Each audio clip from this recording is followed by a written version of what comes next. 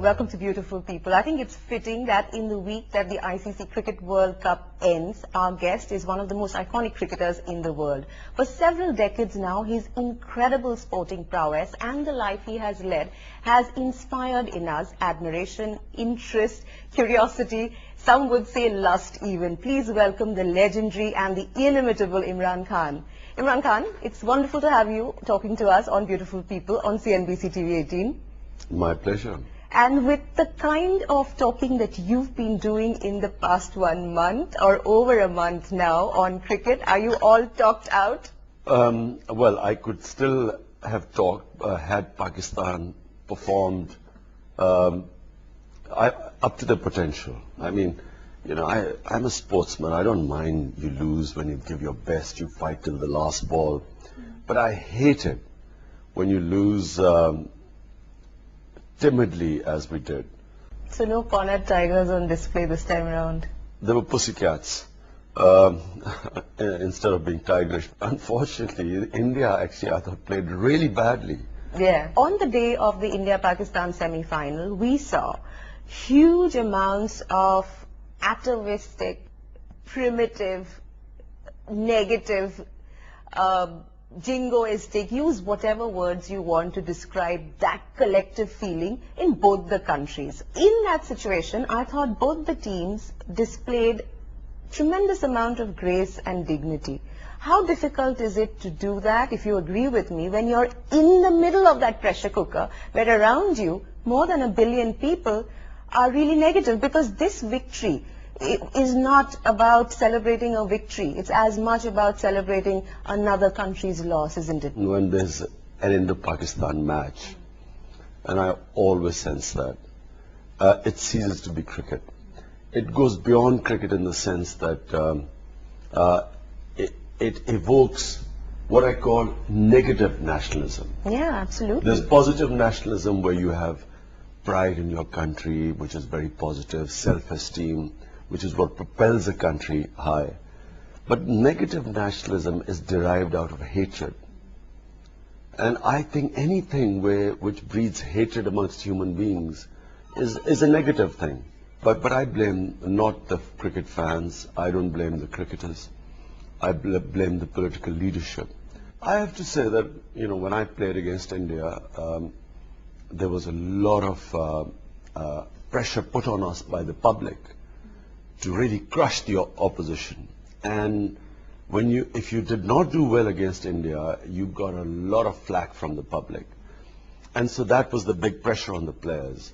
But despite that, I thought Pakistani and Indian players had the best relationship compared to any other cricket team.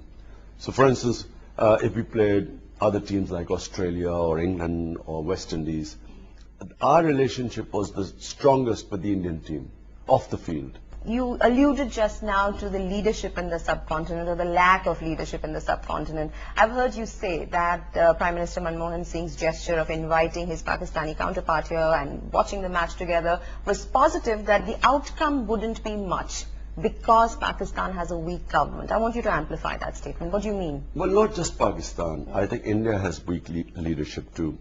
I thought, you know, I'm one of the greatest critics of Pervez Musharraf. But I thought General Pervez Musharraf went out of his way. He got a lot of flack from the right wing. He went out of his way to solve the main issues, which is Kashmir. And I thought, unfortunately, the Indian leadership did not come forward.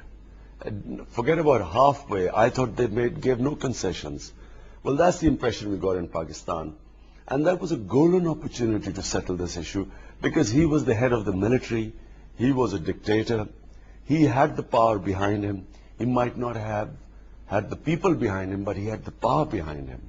He had the Americans supporting him. Do you think that was a missed opportunity at that time? I really think that was a missed opportunity, because I don't think the current Pakistani leadership has any capability of taking any big decisions. And I don't think the Indian Congress leadership has that ability to take on the right wing, because whoever makes this big decision, like Charles de Gaulle, when he sorted out the Algerian problem, I mean, he had to face tremendous opposition. But the man had the stature. He was a leader. You know, he wasn't following public opinion. He led public and molded public opinion. And that's what we don't have here. So Pakistan will continue to remain the people we love to hate the most for some time to come, and vice versa. Unless you have leadership in both the countries who sells people the dream that we'll all be better off if we get rid of this present attitude and solve our problems. And by that you would refer to someone like yourself? Well, you know, I think that I could do it because, you know, I'm a seller of dreams. You know, in my own way as a cricketer, I used to sort of give players a bigger vision so that they would play beyond themselves. You know, what is very important to understand is leadership always makes people realize that the collective good is much better than personal good. And so they make people rise above themselves. They show them a dream where everyone thinks it's all of us will be. For 16 years now, you have been in Pakistani politics. Your party, Tehreek-e-Insaf, I think the last elections you all boycotted. The two before that you had one MP. In 1996 you had none, which is when it was the first elections. There is a lot of respect, there is a lot of admiration for you, yet it's not translating into electoral support, or you're not participating, right? Why is that? First election party was 5 months old. Right, okay. So they had no organization. We participated to learn because we brought in new people. Second election party was 5 years old. We supported Musharraf, and we're the only party which was offered to join his coalition in a rigged election, which pulled out and said no, we weren't going to support him. So fell between two stools, got one seat. For the last 9 years, we haven't contested an election, and the party has changed completely. In the last election, if you look at the opinion polls, we were the number 3 party in Pakistan. In a coalition, we would have pulled in seats. Now is the Tehreek-e-Insaf is the idea whose time has come. And what you will see is a massive vote for Tehreek-e-Insaf, because the young people, you go to any university now, any young people. We're talking about 2012, 13. Or it could be before, because the government is crumbling. But in the youth now, which is 70% of Pakistan is below the age of 30, Tehreek-e-Insaf is the number 1 party. You're optimistic that it will happen the way you're seeing it, imagining it today. Not just optimistic. I'm telling people, if they are the gambling types, put money on Tehreek-e-Insaf, because this is the party who's going to win. Okay, so the World Cup is over. We can try here. No, but most in the last World Cup I played, I never told anyone to vote to put money on Tehreek-e-Insaf. I mean my Pakistan team. But the last World Cup which I went to play, I told everyone to put money on us, and at one point we were 50-1 to win the World Cup. And I kept telling people that you'll make a lot of money, put money on us. They still regret not putting money on us. I was reading this because that someone in Pakistan has written, the middle class suffers from a strange twisted envy of the West, where it follows Western fashions and prefers their luxury goods and lifestyles, while being ferociously defensive about its own identity, defined in terms of religion and Pakistani nationalism. In Imran's case, a Western lifestyle fuses with the strange and immense self-pride which extends to include the domestic culture and fails to even see some of its blatant shortcomings. The brutal justice system of tribal areas is declared as fair and impartial. The Taliban, who've admitted to committing atrocities, are given an apologetic defense. They are apparently merely a reaction against US drone attacks. Do you, as a Western-educated, liberal human being, have to create another avatar of Imran Khan when you have to talk to people to get their votes? You see, the problem is the westernized Pakistani does not understand the real Pakistan. Are you not a westernized Pakistani? But the difference between them and me is that I have gone into the grassroots of Pakistan. I've set up a political party. I have been to every corner, every village of Pakistan. I know Pakistanis. And the biggest curse is this two-tiered education system. One for the tiny elite, which is English medium schools, and the rest is for the common people. Two different cultures exist. So just because Imran Khan comes from Oxford, has Oxford education, does that give me the right to impose my own culture on the majority of the population? Or if I'm a real liberal, I will respect the culture of the people. I will not force my views on them. And I would like the culture to evolve rather than to impose an alien culture on them. And I do not believe that modernization is westernization. I don't believe that. You see, unfortunately, this arrogance of this tiny westernized elite trying to impose their views on the majority creates fundamentalism. It creates a reaction amongst the people. And as far as the tribal areas are concerned and Taliban phenomena is concerned, I'm an expert of the area because I'm the only one who has been to the tribal areas. I've done a travel book. There's hardly any Pakistani from the cities who's ever been to the tribal areas. I know their culture, I know their history, which is why I predicted everything what I predicted has happened.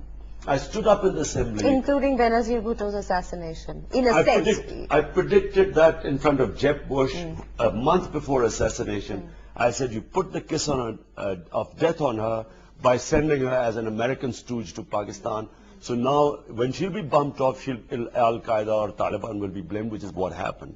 But let me just say one thing. I'm not an apologist for Taliban. And people don't even understand that this is not some sort of an ideological movement, some Taliban wanting to impose the Islam.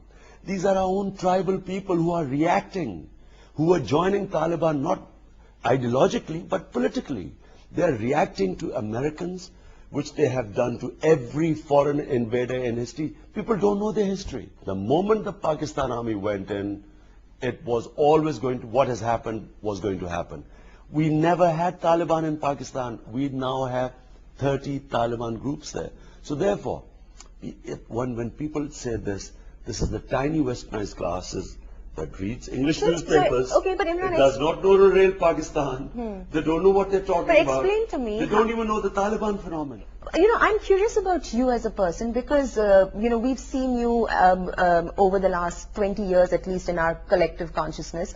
So you were this guy who was, who played the Englishman's game better than the Englishman. You were part of that society. You still fuse in, really well with it.